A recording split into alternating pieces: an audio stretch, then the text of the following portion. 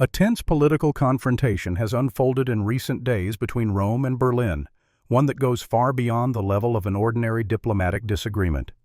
Italy's Prime Minister, Giorgia Meloni, has issued an unusually blunt challenge to German Chancellor Friedrich Merz. She insists that Merz must finally acknowledge the Alternative for Deutschland, AfD, as a legitimate part of Germany's political landscape, rather than treating it as a disruptive anomaly or a danger to democracy. This ultimatum represents a turning point in European politics. Meloni's remarks resonate with a broad public sentiment, which explains why they have attracted such intense attention across the continent.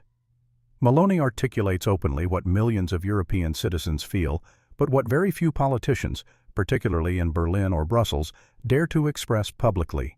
The AfD is not a fleeting protest movement, nor is it a fringe phenomenon. Rather, it is symptomatic of deep-rooted societal frustrations and structural political failures.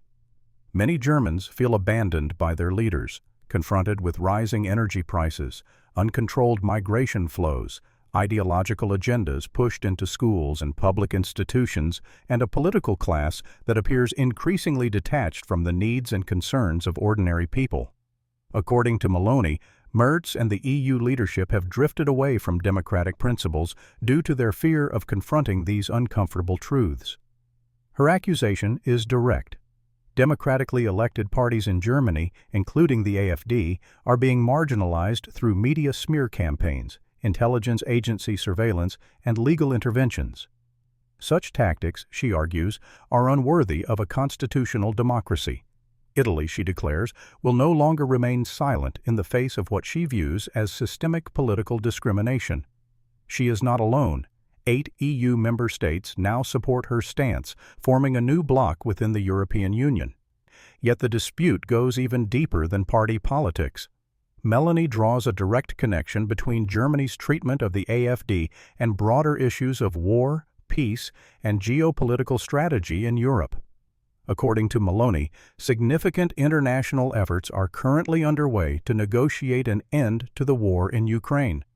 Former U.S. President Donald Trump has reportedly indicated his willingness to adapt his proposed peace plan. Finland's president has signaled support for a pragmatic settlement. Diplomatic teams in Geneva are drafting possible frameworks for security guarantees to Ukraine, modeled on NATO's collective defense clause. From Meloni's perspective, a viable path toward a peace agreement is beginning to emerge. But she suggests that this progress is being hindered, if not outright blocked, by one key figure, Friedrich Merz. Meloni accuses Merz, though not always explicitly, of posturing as a hardliner at a moment when the international community is shifting toward diplomatic solutions. His push for increased pressure on Russia, she argues, stands in contrast to a growing alignment among Western leaders who believe further escalation is both risky and strategically unproductive. At a press conference in Rome, Meloni stated unequivocally that Italy would not send troops to Ukraine, a pointed rebuke of Merz's recurring calls for reintroducing conscription and expanding military involvement. She also voiced sharp skepticism toward French and British proposals to deploy European peacekeeping troops. Meloni asked pointedly how many soldiers Europe would realistically have to send to confront a Russian military of 1.3 million personnel. A question meant not only to highlight strategic reality, but also to criticize leaders like Emmanuel Macron and Keir Starmer for promoting what she sees as impractical, even dangerous, ideas.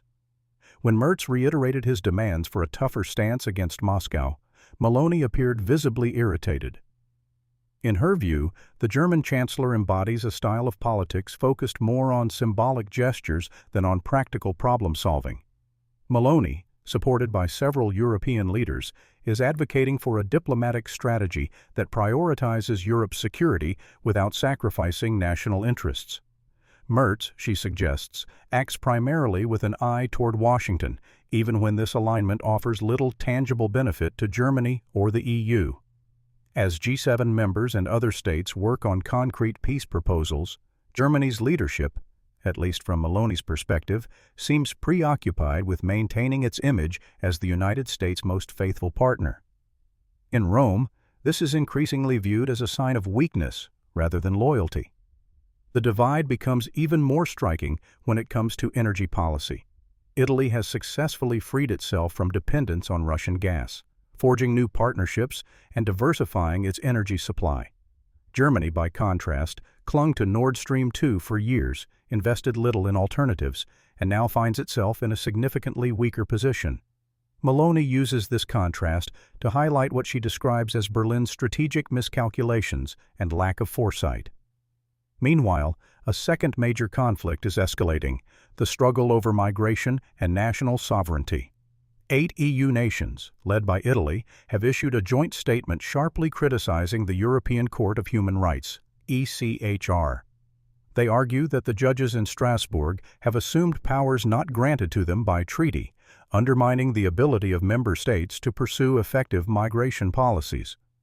According to Meloni, judicial interference is weakening democratic decision-making and complicating efforts to regain control over Europe's borders.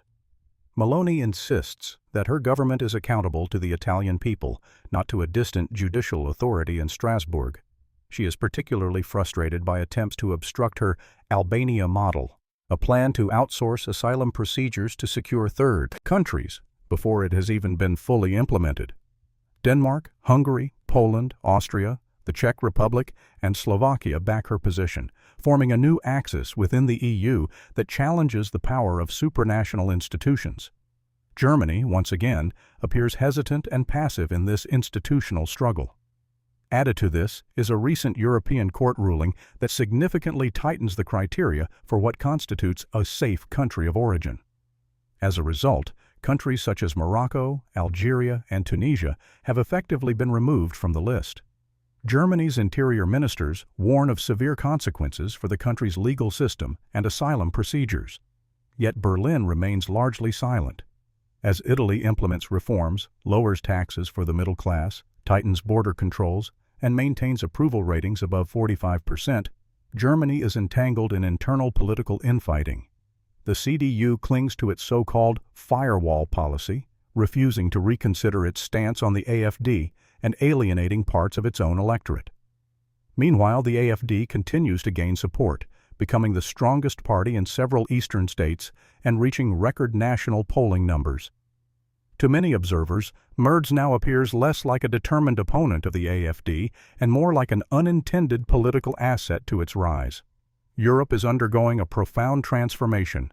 In France, Austria, Finland, and the Netherlands, new alliances are emerging that emphasize national sovereignty and resist what they see as excessive centralization by Brussels.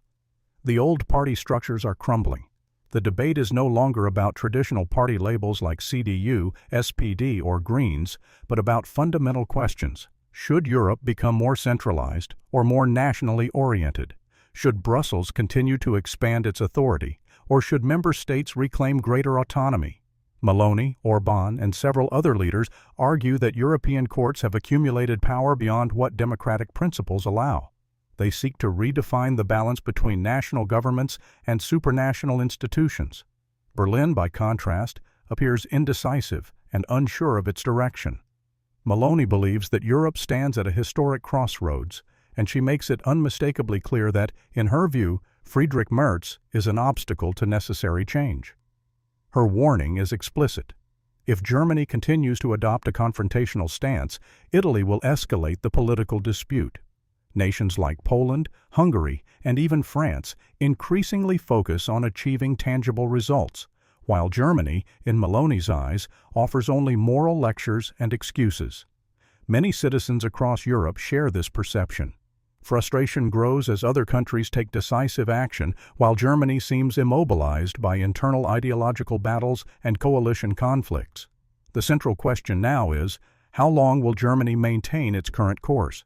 How long will political elites continue to define which parties are considered legitimate and which are not? Polls show that more than half of Germans can imagine a government led by the AfD, an outcome that would have been unimaginable only a few years ago. Europe is moving, changing, and realigning. Germany must choose whether it wants to remain a passive observer of this historic shift or become an active participant in shaping the future.